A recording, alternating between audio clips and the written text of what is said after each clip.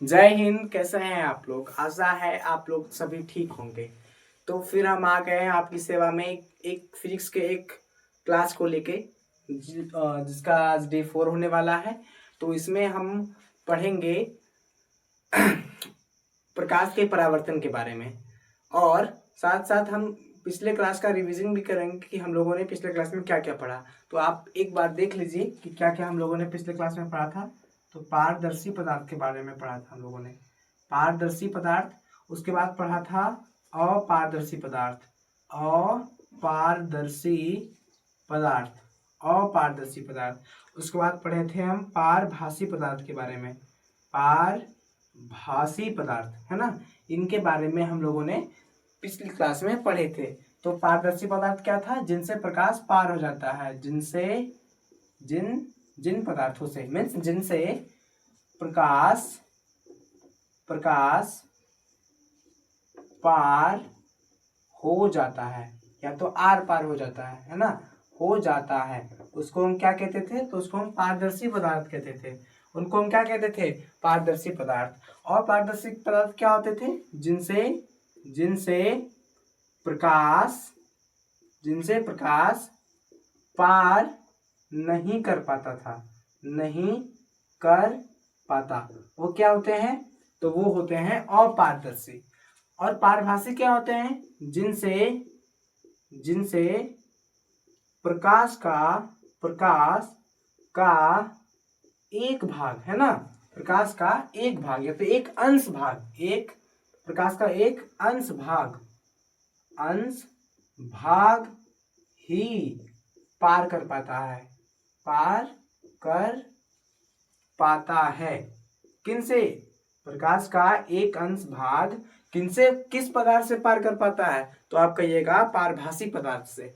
ऐसा कौन सा पदार्थ है जिनसे प्रकाश आर पार नहीं कर पाता है? तो इसका उत्तर क्या आएगा? आप लोग क्या बताइएगा इसका उत्तर? तो इसका होगा उत्तर अपारदर्शी। और वैसा पदार्थ जिनसे प्रकाश आर पार कर जाता है, तो वे पदार्थ क्या कहलाएंगे? ट्रांसपेरेंट यानी पारदर्शी। तो आई होप, हम आशा करते हैं कि आप सब इसको याद कर लिए होंगे, समझ लिए होंगे, इस पे विचार भी कर लिए होंगे, है ना। फिर आगे हम देखते हैं। आज हम पढ़ेंगे प्रकाश के परावर्तन के बारे में। किसके बारे में? प्रकाश के परावर्तन के बारे में। तो आइए, क्या था हम लोग का टॉपिक? प्रकाश का परावर्तन, प्रकाश का परावर्तन। तो प्रकाश का परावर्तन क्या होता है? प्रकाश का परावर्तन क्या होता है? तो यह वह घटना है जिसके कारण हम वस्तुओं को देख पाते हैं। यह वह घटना है जिसके कारण हम चीजों को, लोगों को, दुनिया को देख पाते हैं। यदि प्रकाश का परावर्तन की घटना नहीं होती तो हम किन्हीं चीजों को देख नहीं पाते, है ना। तो इसको हम डिफाइन करते हैं, लिखेंगे प्रकाश के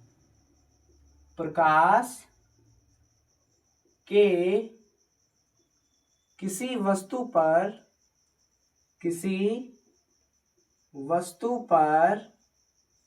टकराकर, है ना, किसी वस्तु पर टकराकर लौटने की घटना को, किसकी? लौटने की घटना को प्रकाश का परावर्तन कहते हैं। क्या कहते हैं? प्रकाश का परावर्तन कहते हैं। प्रकाश का परावर्तन कहते हैं।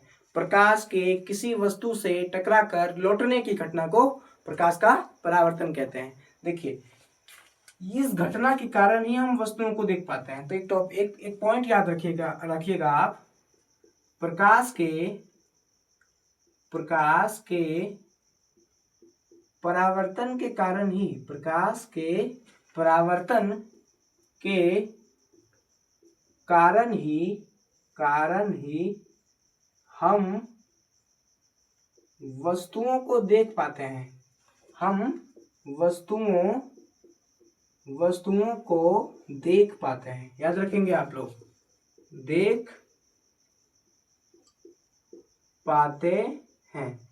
तो किस घटना के कारण हम वस्तुओं को देखते हैं या देख पाते हैं? तो प्रकाश के परावर्तन के कारण ही हम वस्तुओं को देख पाते हैं।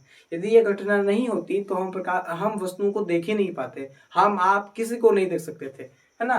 तो प्रकाश के परावर्तन के कारण ही हम वस्तुओं को देख पाते हैं। तो ये घटना क्या होती है? देखिए, जब भी प्रकाश किसी वस्तु पे पड़ता है, हमने आपको बताया था कि प्रकाश हमेशा सीधी रेखा में चलती है। किस तरह चलती है? सीधी रेखा में।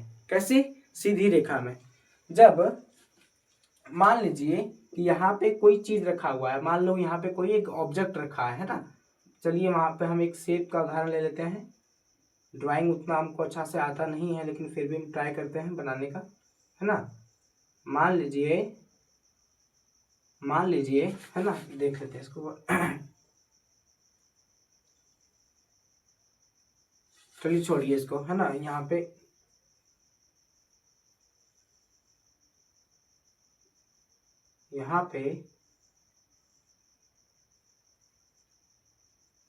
चलिए यहाँ पे हम लिख देते हैं एप्पल, है ना। मान लीजिए कि ये एक सेब है। हम आपको समझाने के लिए बता रहे हैं, ड्राइंग उतना अच्छा नहीं है मेरा, ठीक है। मान लीजिए यहाँ पे एक सेब है और यहाँ पे एक प्रकाश स्रोत है। तो यहाँ पे हम प्रकाश स्रोत के रूप में सूर्य को लेते हैं। यहाँ पे क्या है? एक प्रकाश स्रोत है, इसको हम कहेंगे सन, है ना, सन। इससे प्रकाश की किरणें इस वस्तु पे पड़ेगी, है ना। पड़ेगी कि नहीं? पड़ेगी सर। यहाँ पे सूर्य से निकला प्रकाश इस वस्तु पे पड़ेगी और ये प्रकाश ही फिर इससे टकराकर, इससे क्या होगा? ये प्रकाश सूर्य से निकला और इस वस्तु पे टकराया, मैंने एप्पल पे टकराएगा और फिर ये क्या होगा? ये लौट जाएगा, फिर टकरा के क्या होगा? लौट जाएगा और फिर हमारी आंखों तक पहुंचेगा। कहाँ पहुंचेगा? हमारी आंखों तक, ठीक है। ये मान लीजिए आपकी आंख है, हमारी आंख है ना।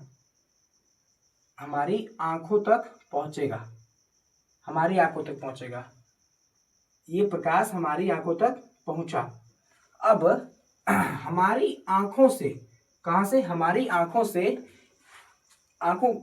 आंखों में जब प्रकाश प्रवेश करेगा तो रेटिना पे प्रतिबिंब बनेगा। क्या बनेगा? रेटिना पे प्रतिबिंब बनेगा और ये प्रतिबिंब उल्टा बनता है, याद रखिएगा।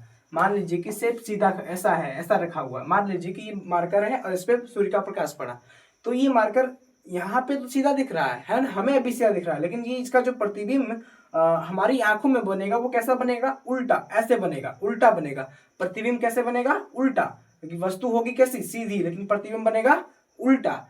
और इसी प्रतिबिंब को दिमाग ऑप्टिकल सिग्नल में चेंज करता है और इसी ऑप्टिकल सिग्नल के जरिए हम हमारा दिमाग वस्तुओं को समझता है और हमें दिखाता है, ठीक है।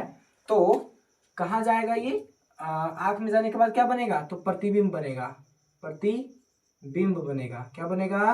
प्रतिबिंब। और ये प्रतिबिंब कैसे दिखाई पड़ेगी हमको? तो प्रतिबिंब कैसे बनेगी उसको देख लीजिए, और उल्टा बनेगा। उल्टा कैसा बनेगा? प्रतिबिंब उल्टा बनेगा। उसके बाद हमें दिखने लगती है। तो समझ में आ गया आपको प्रकाश का परावर्तन क्या है? तो प्रकाश के किसी वस्तु पर टकराकर लौटने की घटना को प्रकाश का परावर्तन कहते हैं। प्रकाश के परावर्तन के कारण ही हम वस्तुओं को देख पाते हैं, ठीक है। एक छोटा सा उदाहरण लेके हमने आपको समझाने की कोशिश की, शायद आपको समझ में आ गया होगा, है ना, मैं आशा करता हूँ। तो इसी के साथ आज का क्लास हम यहीं पे एंड करते हैं। आप इन सबों का रिवीजन कीजिए अच्छे से। आज का क्लास बहुत ही छोटा था कुछ कारणवश, इसलिए कल की क्लास के लिए आप लोग तैयार रहिएगा, यानी डे 5 के लिए आप लोग तैयार रहिएगा। तब तक जितने भी टॉपिक्स को पढ़ाया गया है उनका अच्छे से आप रिवीजन कीजिए। बाकी जय हिंद।